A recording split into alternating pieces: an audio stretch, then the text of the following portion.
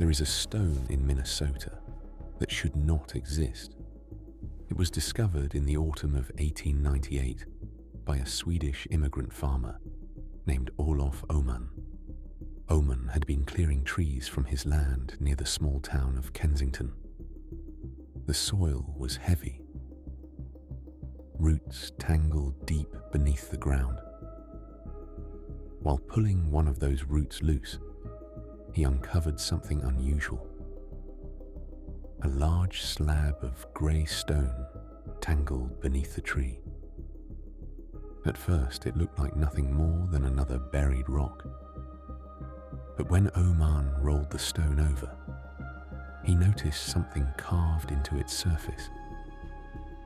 Lines, symbols, carefully cut into the rock. Runes, not random scratches, not decorative markings. Actual Norse runic writing, the kind used in medieval Scandinavia hundreds of years earlier. When scholars eventually translated the inscription, the message it contained shocked everyone who read it. The text claimed that a group of explorers had reached this place in the year 1362. 8 Goths, 22 Norwegians, travelling far inland from the Western Ocean. And near the end of the inscription was a grim line. 10 men, red with blood, and dead. The message was carved like a warning, a record left behind by survivors. If the stone is genuine, it would mean that Scandinavian explorers traveled deep into North America more than 100 years before Columbus was born. Not just along the coast, but into the interior of the continent, across lakes and forests, hundreds of miles from the sea. But almost immediately, historians rejected the claim.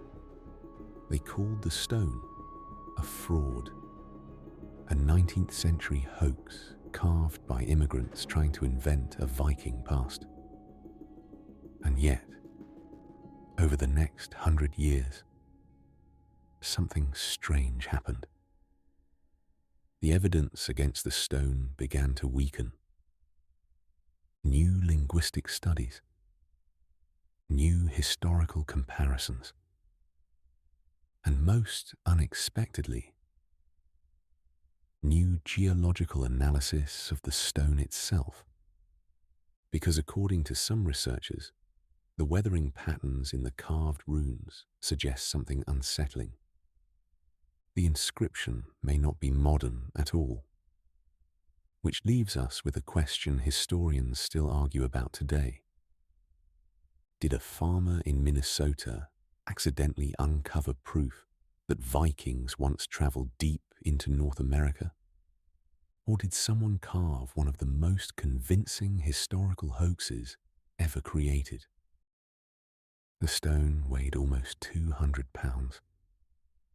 It was grey-wocky, rough, weathered, and covered in strange symbols. Not English, not Latin, not anything the farmers of Minnesota had ever seen before. They were runes. Old Norse runes, the kind used in Scandinavia during the Middle Ages. Olof Oman carried the stone into town. Word spread quickly. People gathered around it. Teachers, farmers, local historians. No one could read it at first, but eventually a translation began to emerge. The inscription told a story that should not exist in North America. It said that in the year 1362, a group of Scandinavian explorers had travelled deep into the interior of the continent. They had come from Vinland, the Old Norse name for the lands west of Greenland. 30 men from Norway, 8 from Sweden.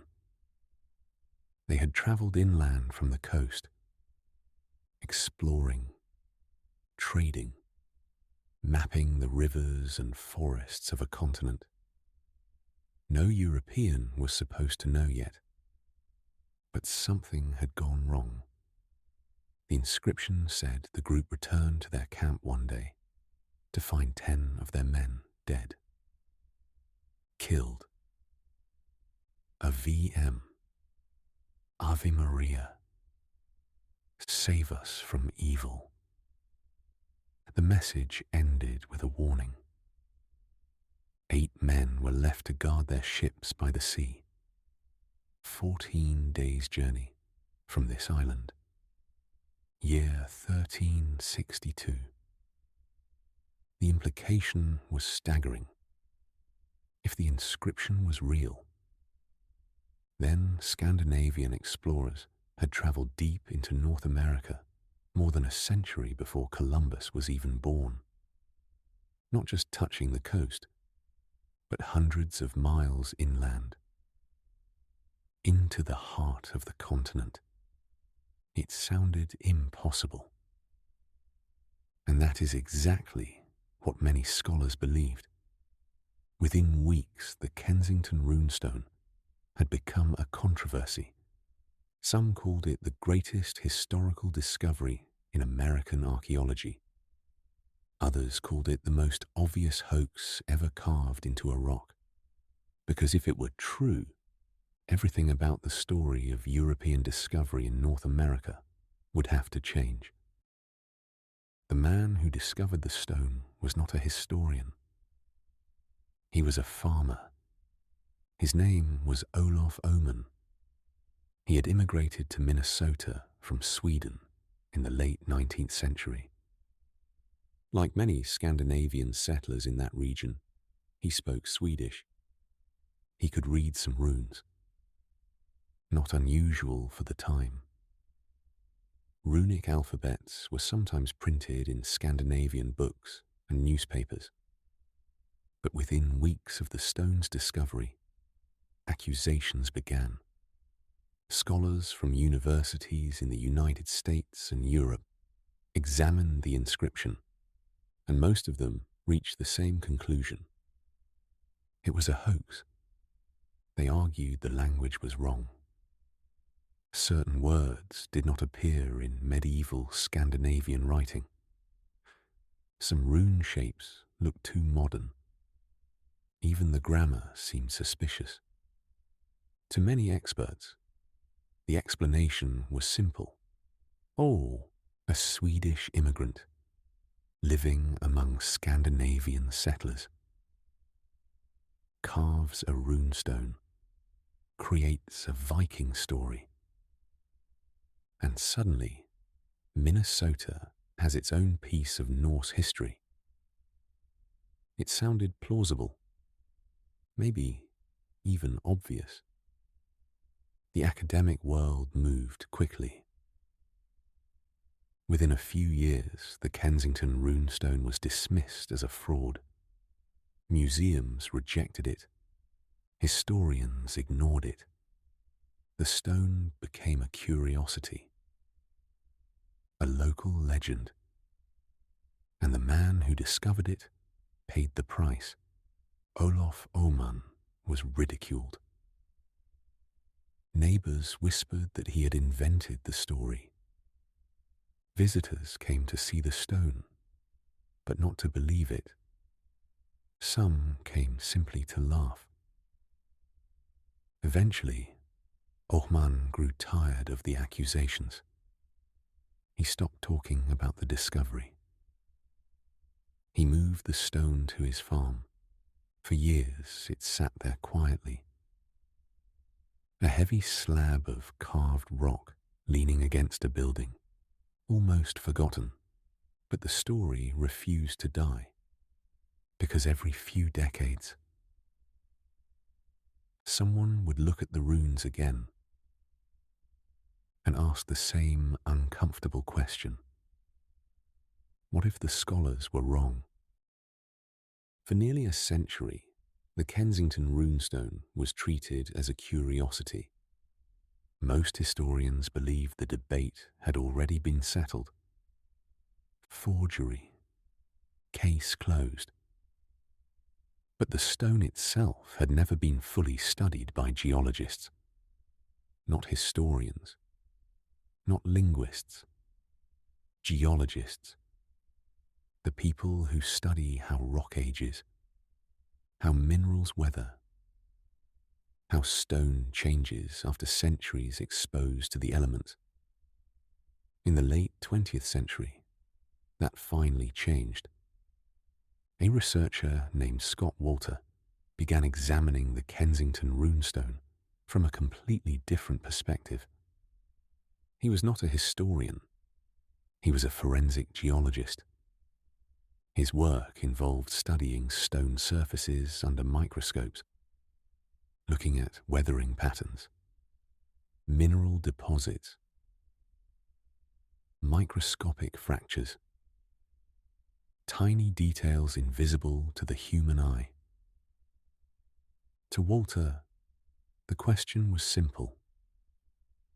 Not whether the runes looked authentic, but whether the carvings themselves were old. Because stone tells a story. When rock is freshly carved, the surface is sharp, clean, bright. But over decades and centuries, weather slowly alters those cuts. Minerals grow inside them. Edges soften. Microscopic crystals form. In other words, time leaves fingerprints. So Wolter took samples, studied the runes under high magnification, measured the weathering inside the carved grooves, compared them to natural fractures nearby. And what he reported surprised many people. According to his analysis, the weathering inside the runes suggested the carvings were far older than the 19th century. Not a few decades old, potentially hundreds of years old. If that were true, then Olof Oman could not have carved them, because the stone had been sitting in Minnesota soil for generations before he ever touched it. Suddenly the story shifted. What had once been dismissed as a simple hoax became something much stranger. A mystery, because if the stone wasn't carved by a Swedish farmer in 1898, then someone else carved it.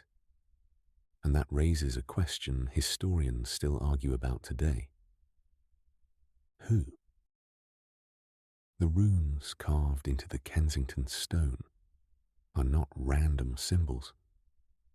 They tell a story, a very specific story. The inscription describes a group of 30 Scandinavian explorers, 8 Goths, 22 Norwegians. According to the text, they were travelling west from a place called Vinland. Vinland appears in several Norse sagas. It was the name Viking explorers gave to lands across the Atlantic.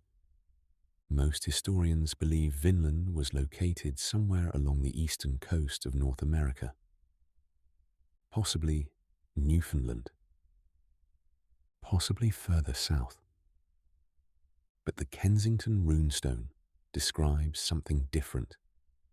It suggests that these explorers were not on the coast. They were deep inland, hundreds of miles from the ocean. The inscription claims they were on an expedition exploring the region when something terrible happened.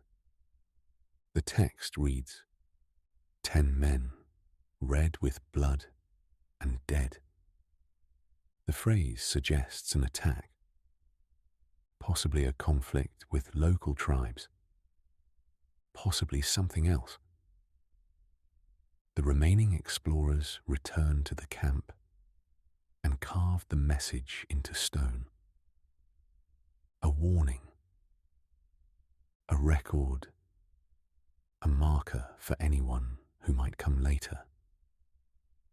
They dated the event, the year 1362, and then they left the stone behind.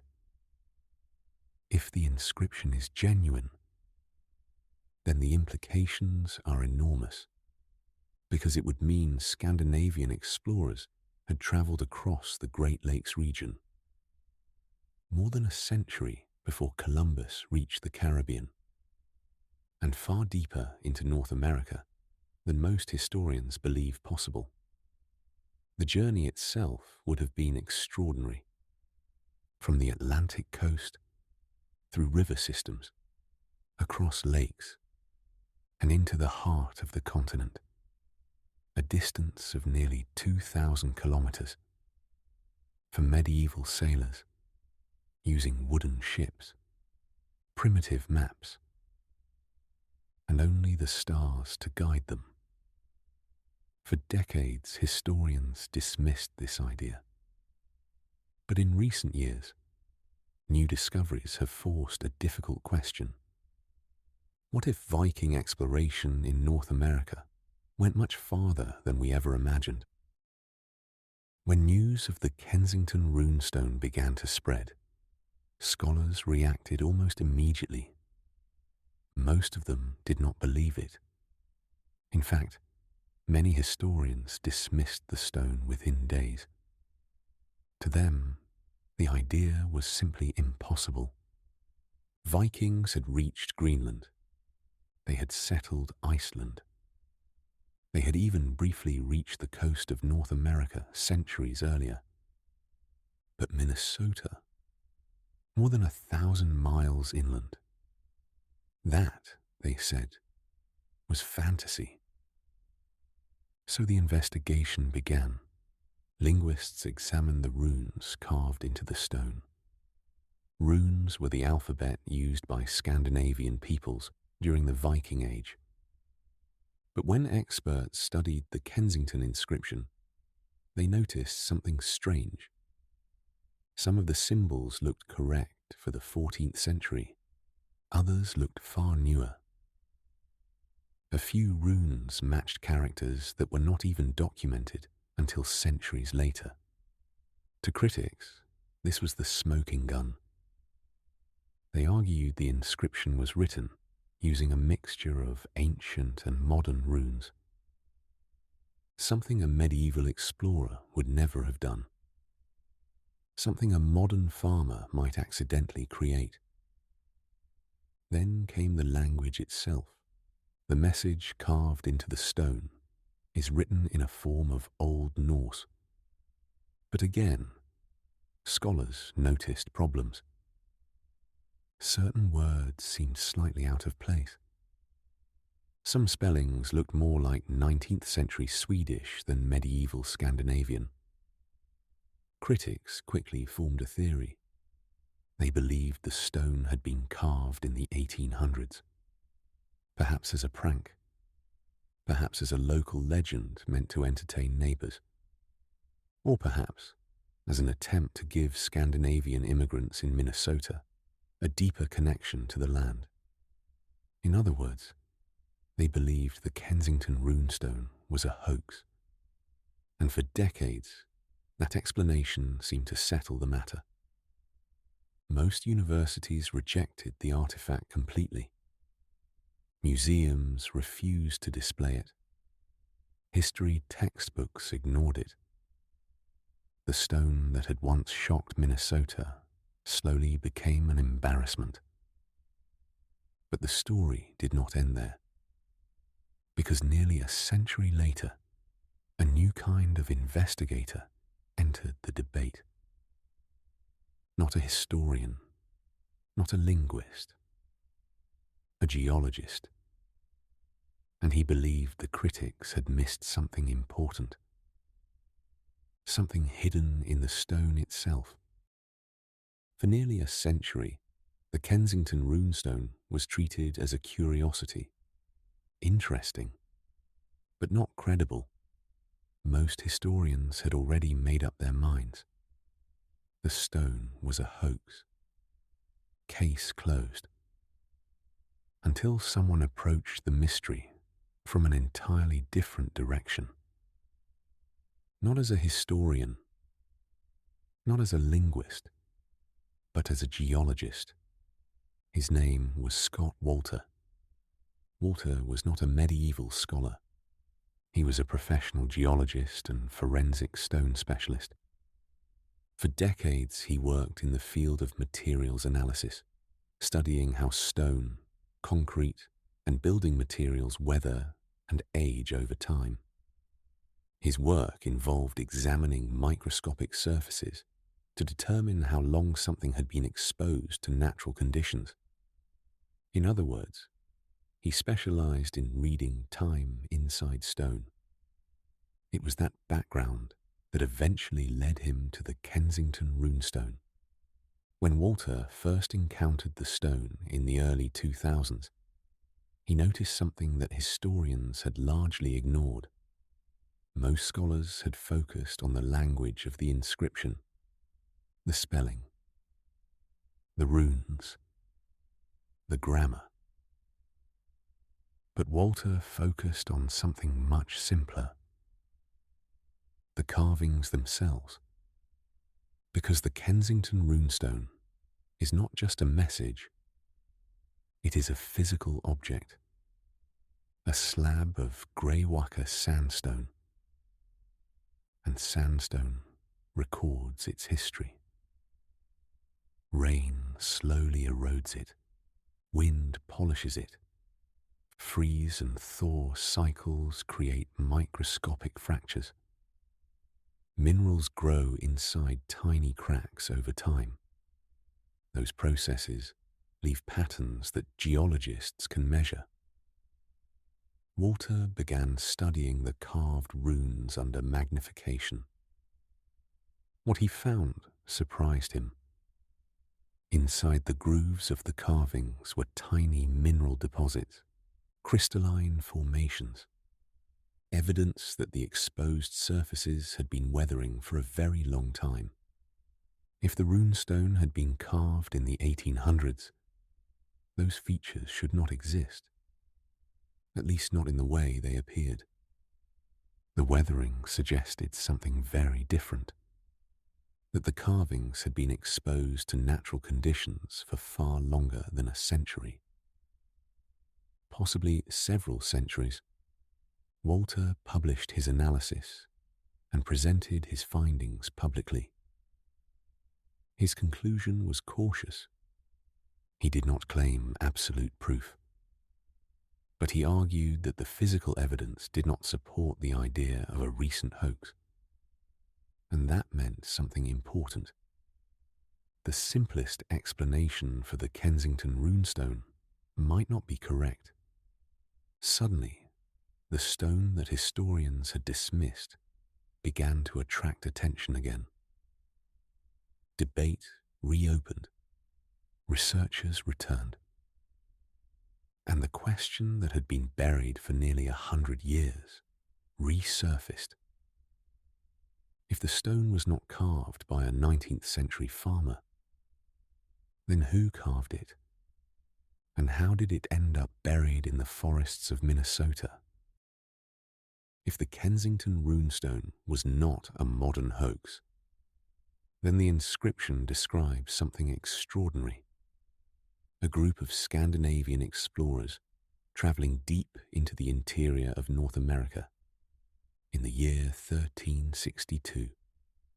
That date alone is what makes the stone so controversial, because according to traditional history, Vikings reached North America centuries earlier, but only briefly.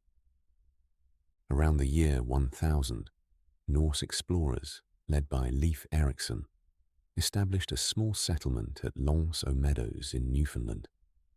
The archaeological evidence for that site is clear. Norse buildings, Norse tools, Norse ironwork. It proved that Vikings reached North America nearly 500 years before Columbus. But Newfoundland is on the edge of the continent. Minnesota is nearly 2,000 kilometers inland. To reach the location where the Kensington Runestone was discovered, a medieval expedition would have had to travel through an enormous network of waterways across the North Atlantic, into the Gulf of St. Lawrence, through the rivers of eastern Canada, across the Great Lakes, and then deep into the interior of the continent. At first glance, it sounds impossible. But when historians began studying the geography more carefully, something surprising emerged. North America contains one of the largest interconnected river systems in the world. From the Atlantic Ocean, it is possible to travel inland by water for thousands of kilometers. Rivers connect to lakes. Lakes connect to other rivers. Short land crossings connect entire drainage systems. Indigenous trade routes had used these waterways for centuries.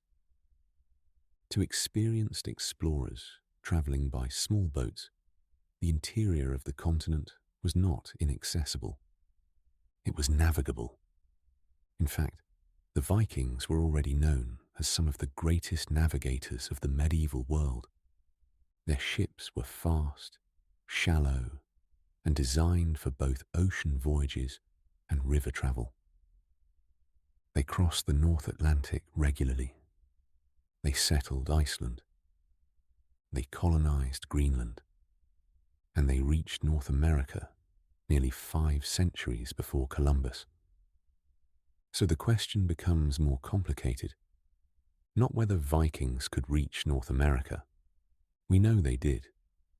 The question is whether a later expedition could have traveled farther inland.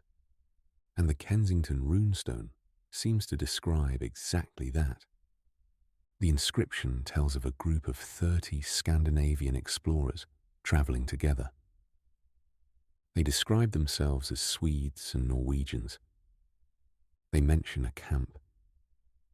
They mention a deadly encounter. And they describe discovering that 10 members of their party had been killed. Then the message ends with a strange final note.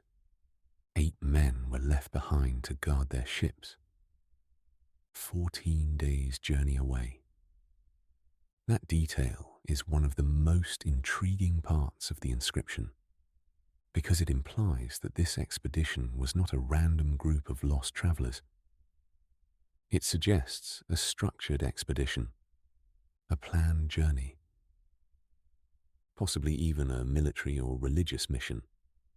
And that leads directly to another theory that has followed the Kensington Runestone for more than a century. A theory involving one of the most mysterious organizations of the medieval world, the Knights Templar. Because by the mid-1300s, the Knights Templar had officially been destroyed in Europe. Their order dissolved, their leaders executed. But rumors persisted that some members had escaped, and that some of their ships had vanished.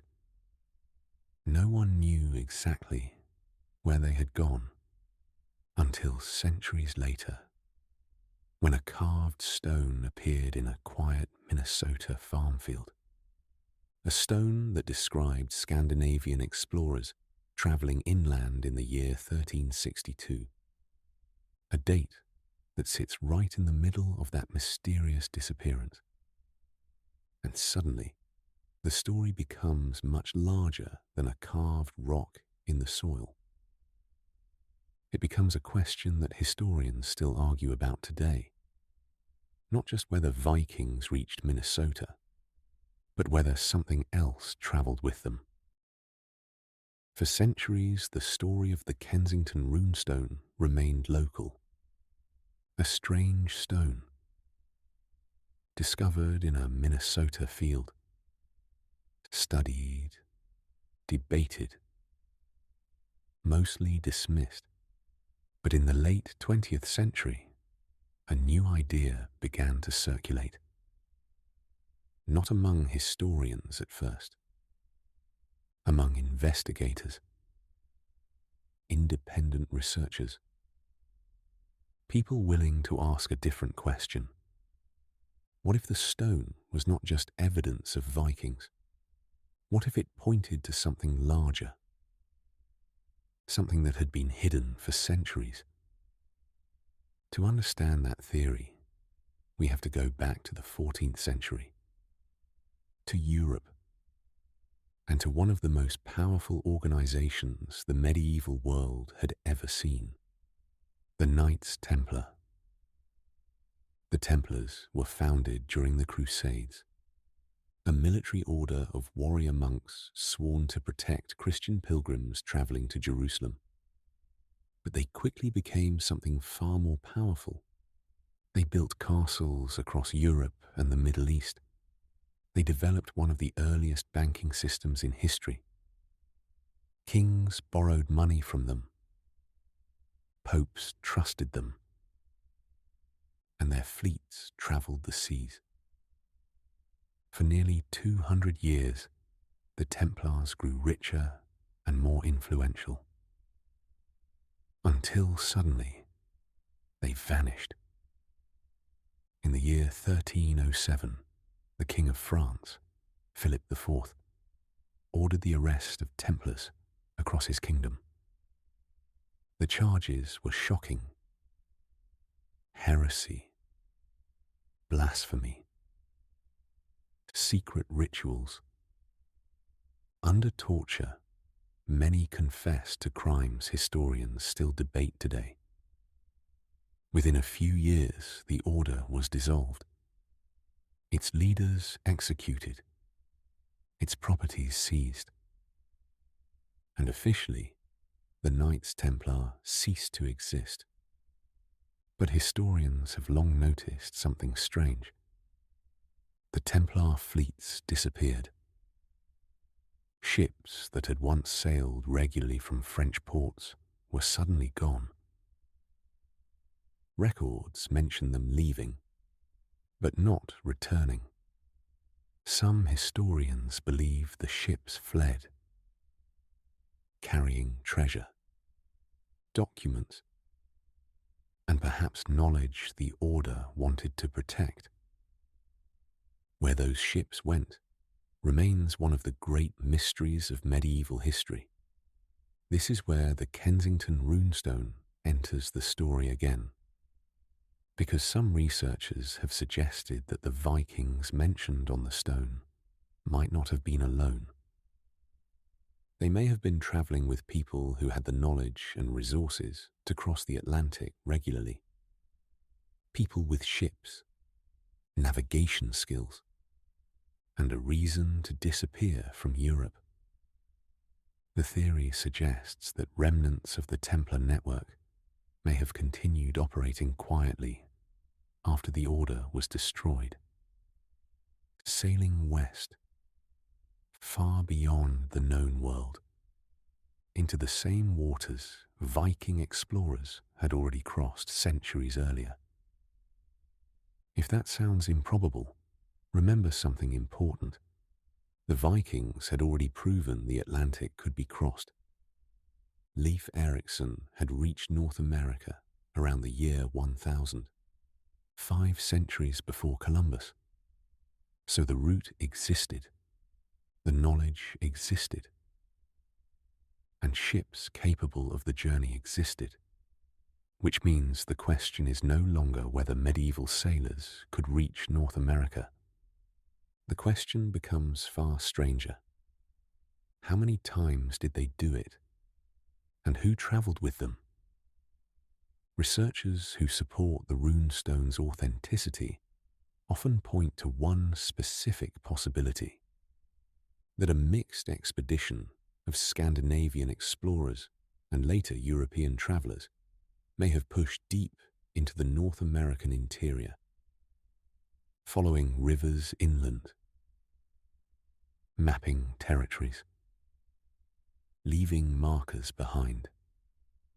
One of those markers, they argue, might be the Kensington Runestone itself, a message carved into stone, left behind by travellers who never returned.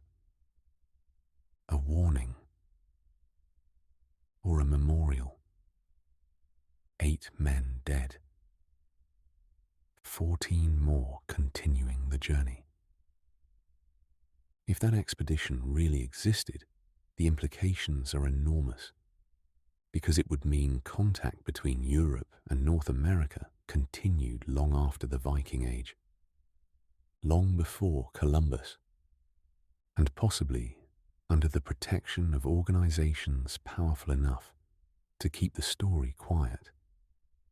But once again, we reach the same barrier. Evidence. The Kensington Runestone is real. The carving exists. The runes can be studied, but the larger story around it remains uncertain. Historians still argue about the language, the weathering of the stone, the dialect used in the inscription. Supporters see confirmation. Skeptics see inconsistencies. And the debate continues, which leaves us with the same unsettling question. If the Kensington Runestone is genuine, then the explorers who carved it may not have been the only travellers moving through North America long before the official discovery of the continent. And if they were not alone, then the history of exploration may be missing far more than a single stone. For decades, the Kensington Runestone was treated as a curiosity, a strange rock in a small American town, interesting to locals, ignored by the wider world. But the stone never disappeared. It never vanished into a private collection. It never slipped quietly into storage. Today it sits in a museum, not in Europe, not in a Viking archive, but in the middle of Minnesota, inside the Runestone Museum in the town of Alexandria. Visitors walk past it every day. School groups stand around the display. Tourists lean in to study the carved symbols. And behind the glass case sits the same block of Greyvacker stone that Olof Öhman pulled from the roots of a tree in 1898. The inscription is still there. Every rune, every line, every word carved into the rock. Over the years, it has been examined by historians, runologists, linguists, geologists, archaeologists, each discipline trying to answer the same question from a different angle. Was it real, or was it a hoax? For much of the 20th century, the answer seemed settled. Most historians believed the stone was a forgery. The language appeared unusual.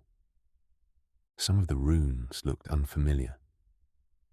The idea that Scandinavian explorers reached Minnesota in the 1300s seemed too extreme, too far inland, too unlikely. The stone became a historical footnote.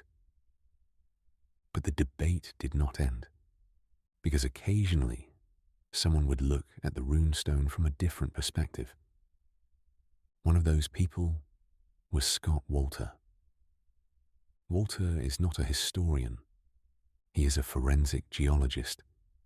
His job is to study stone, how rock forms, how it fractures, how weathering patterns appear over time. In the early 2000s, Wolter began examining the Kensington Runestone using geological methods normally used in criminal investigations. Instead of asking whether the language looked medieval, he asked a different question. How old are the carvings themselves? Stone records time. Microscopic mineral changes appear when fresh surfaces are exposed to air and water. When a rock is carved, the exposed crystals begin to weather. Slowly, over decades, over centuries. Under a microscope, that weathering leaves a trace. Wolter studied the runestone under high magnification. He examined the quartz grains, the weathering rinds, the mineral breakdown inside the carved grooves. What he reported surprised many researchers. The weathering patterns inside the runes appeared older than a modern hoax should allow. According to his analysis, the carvings may have been exposed to the environment for far longer than the late 19th century. That does not prove the stone is genuine, but it does complicate the story. Because if the runes are older than the 1890s, then someone carved them much earlier, possibly centuries earlier. Wolter published his findings, appeared in documentaries, gave lectures, and for the first time in decades, the Kensington Runestone returned to public debate. Supporters argue the geology supports authenticity. Skeptics argue the linguistic problems remain. Historians point to the absence of other Norse artifacts in the region. Runologists debate the structure of the language itself. The stone sits quietly in its display case, while experts argue around it, and that debate has now lasted for more than 100 years. But the most interesting part of the story may not be the arguments themselves. It may be what the runestone forces us to consider. Because if the inscription is genuine, then everything about early exploration of North America becomes more complicated and far more interesting. If the Kensington Runestone is genuine, then the implications are enormous, because the inscription is dated 1362. That is more than 100 years before Columbus reached the Caribbean, and more than 2 centuries before permanent European settlements in North America. According to the stone, a group of Norse explorers travelled far beyond the Viking settlements of Greenland, not just along the coast, but deep into the interior of the continent, across lakes, through forests, hundreds of miles inland, into what is now Minnesota. That alone would rewrite the map of medieval exploration. But the inscription suggests something even stranger. It does not describe discovery. It describes a journey already underway. A group of 30 men, exploring, fishing, travelling together, as if this expedition was not the first, but part of a larger network of movement across the northern world. And that raises an uncomfortable question for historians. If the Norse were capable of reaching Minnesota in the 1300s, why did the story disappear? Where are the ships? Where are the settlements? Where are the tools, the houses, the graves? History usually leaves debris behind. Empires leave ruins. Armies leave weapons. Explorers leave camps and maps. Yet the Kensington Runestone stands almost alone. A single message from the past. But there is one possibility that keeps appearing in discussions around the stone. A possibility that sounds almost impossible at first. The Knights Templar. The Templar Order was officially dissolved in 1312. Their leaders arrested, their properties seized, their wealth scattered across Europe. But historians know something important about the Templars. They had ships, they had navigators, and they had a long tradition of operating quietly beyond the control of kings.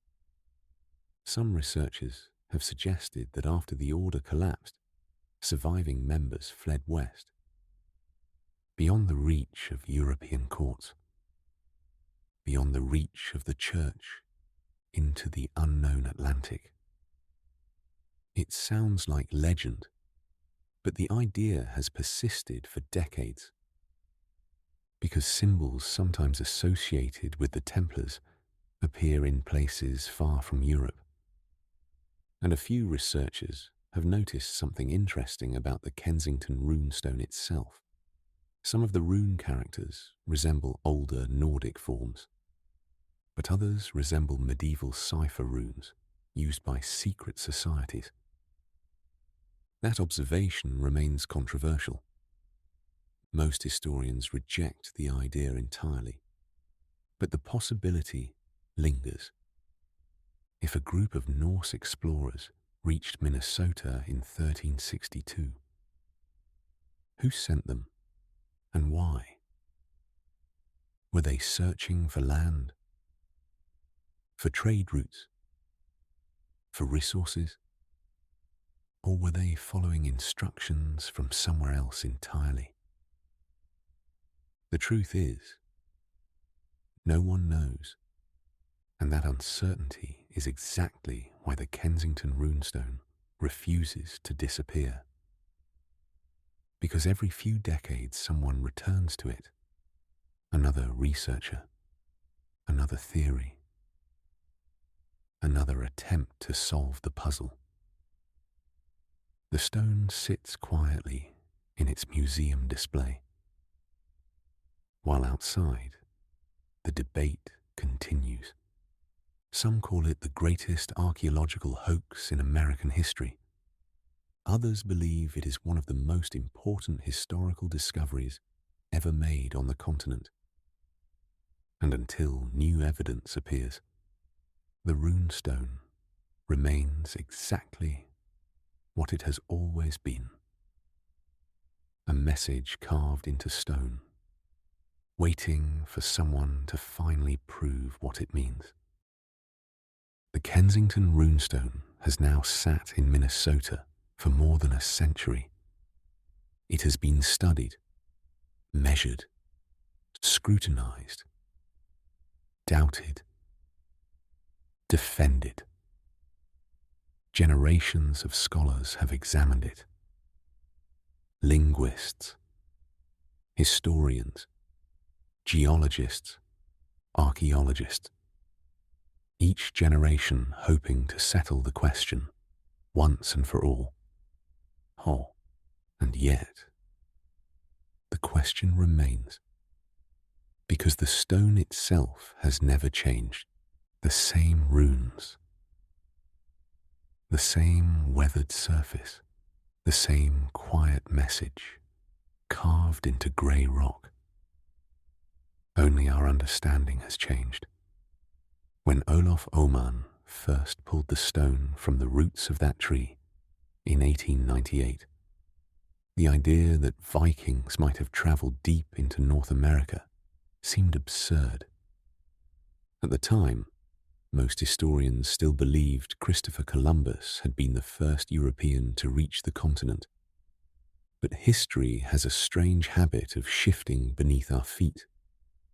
In 1960, archaeologists uncovered the Viking settlement at Lens-aux-Meadows in Newfoundland. Suddenly, the impossible became proven. Vikings had reached North America centuries before Columbus. And with that discovery, the Kensington Runestone changed as well. Not physically, but historically. What once sounded ridiculous now sounded merely unlikely. And unlikely is a very different thing from impossible. Today, the runestone sits inside a museum in Alexandria, Minnesota. Visitors walk past it quietly. Some glance for a moment. Others stand for long stretches studying the strange symbols. School groups pass through the room. Tourists take photographs. Historians continue to argue. Outside the museum, the Minnesota countryside looks much the same as it did when Oman uncovered the stone.